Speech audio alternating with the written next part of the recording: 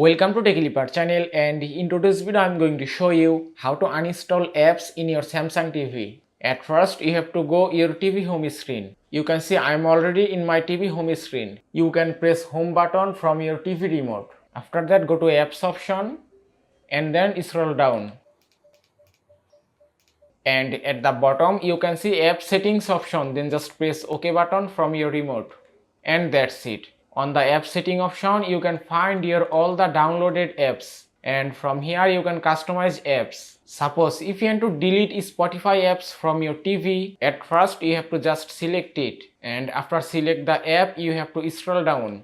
And here you can see some options: add to home, delete, lock, reinstall, view details. And from here you can customize your apps. Suppose if you want to delete this app, just scroll up and then select delete option. After that you have to just press OK button from your remote.